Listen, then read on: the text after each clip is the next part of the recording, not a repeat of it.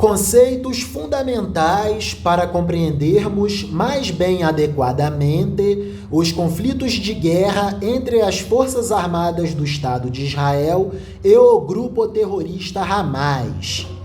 Primeiro conceito: semitas. Trata-se de uma palavra adjetiva que se refere à origem étnico-cultural dos descendentes de Sem, um dos 3 filhos de Noé.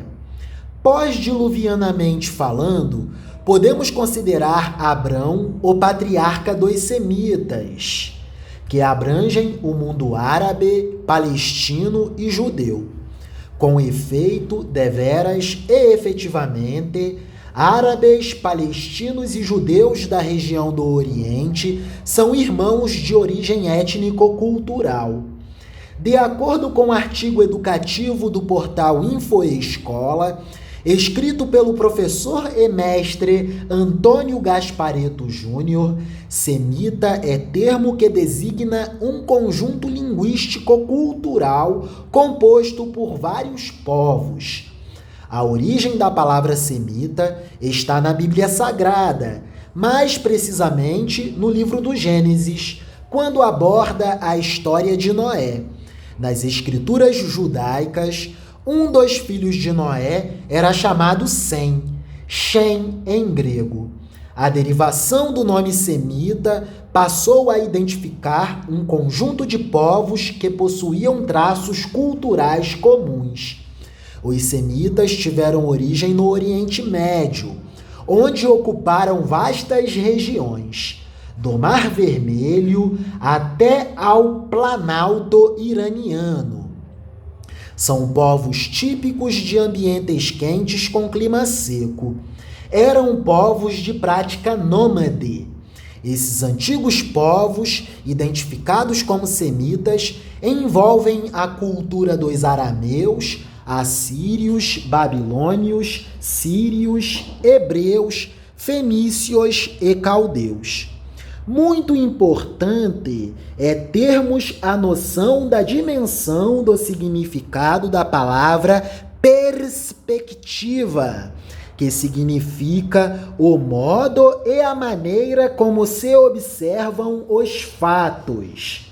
Isto é por demais relevante para os nossos propósitos neste texto, pois a nossa perspectiva de observação para os eventos atuais na Palestina parte da perspectiva da antropologia bíblica e da história geral. Observação. No limite, podemos afirmar que de Abrão se derivam as 3 principais religiões monoteístas do mundo: o judaísmo, o islamismo e o cristianismo, cada uma com o seu respectivo Deus. Judaísmo, Yahvé, islamismo, Alá, e cristianismo, o Deus encarnado em Jesus Cristo. Repetindo: judaísmo, Yahvé, islamismo, Alá, e cristianismo, o Deus encarnado em Jesus Cristo. Monoteísmo significa sistema religioso fundamentado na adoração e devoção a apenas um Deus. Amada inteligência divina, por favor, jovem GPS, a leitura do conceito semitas. Semitas. Trata-se de uma palavra adjetiva que se refere à origem étnico-cultural dos descendentes de Sem, um dos 3 filhos de Noé. Pós-diluvianamente falando, podemos considerar Abrão o patriarca dos semitas, que abrange o mundo árabe, palestino e judeu. Com efeito deveras, efetivamente, árabes, palestinos e judeus da região do Oriente são irmãos de origem étnico-cultural. De acordo com o artigo educativo do portal InfoEscola, escrito pelo professor e mestre Antônio Gaspareto Júnior, semita é termo que designa um conjunto linguístico-cultural composto por vários povos. A origem da palavra semita está na Bíblia Sagrada, mais precisamente no livro de Gênesis, quando aborda a história de Noé. Nas escrituras judaicas, um dos filhos de Noé era chamado Sem, Shem em grego.